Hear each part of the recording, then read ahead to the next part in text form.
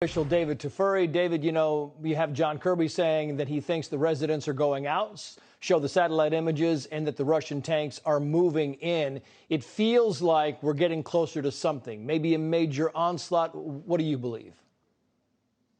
Well, it's morning in Kyiv, and when people wake up there again, as they did today, and they look out on the streets and they don't see Russian troops yet, it's a win for them. And it's a win for democracy. But as you mentioned, satellite images suggest that the Russians are convening around Kyiv, and their goal apparently is to lay siege to Kyiv. It's going to be a big fight. The Ukrainians are going to fight back very hard. There's going to be a very significant resistance. It's not at all clear that they will be able to take Kyiv. And even if they do take Kyiv, it's very unlikely that they will be able to control and occupy it. And remember, look at the numbers. There are 44 million Ukrainians. About 5 to 10 million of those are men who are of military age and willing to fight.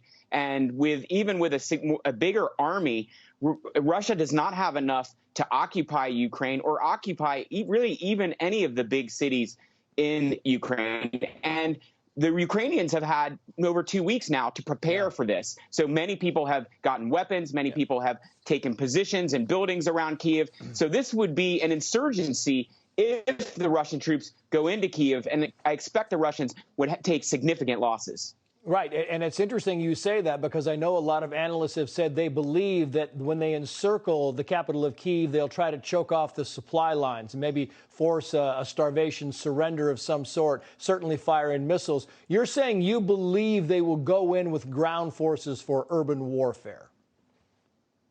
Well, I believe that's certainly Putin's intent, and what he wants to do is decapitate the government in Kyiv. So in order to do that, he has to send in ground forces. But I think it's going to be very difficult for him to accomplish that. And yes, he can lay siege to Kyiv and he can cut off supply lines. But the Ukrainians have had 2 weeks to prepare for that. And keep in mind also that all of this is playing out on TV and on Twitter and other social media platforms. And even if reporters get cut off from getting good footage of what's happening in Kyiv, we have thousands of citizen journalists inside Kyiv who are able to broadcast out what is happening. So we're going to see images of this. We're going to be able to follow it. And the condemnation from the world is going to only increase as we see this happening in Ukraine's major and biggest city.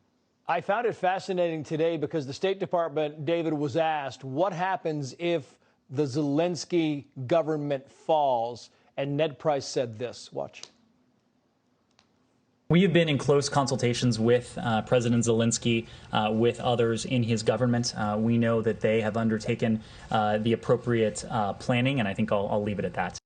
Yeah, otherwise there's no answer. But do you believe there is a plan in place in case the Zelensky government falls? Well, I certainly would hope there would be a plan in place. I don't expect the government will fall. I think what Ned Price is suggesting is that if Kyiv were to be overrun by Russian soldiers, and again, that's a big if because the Ukrainians are going to fight very hard, that there is an escape plan for Zelensky, that he wouldn't necessarily leave Ukraine. He could go to Western Ukraine, to areas that are more safe. And ultimately, if all of Ukraine were occupied, there would likely be a plan for him to be outside the country, but running a government in exile. If you look at World War II, when Poland was occupied by Nazi Germany, they set up an entire government in exile in London. They had all of the assets, all the assets of a government. They had a parliament. They had the president, and they ran a government until, of course, Poland was freed from Nazi Germany. Yeah, and I got to go, David, but you're right. You know, we phrase these questions as if Russia controls the tempo here. We fail to mention sometimes that Russian forces have taken a beating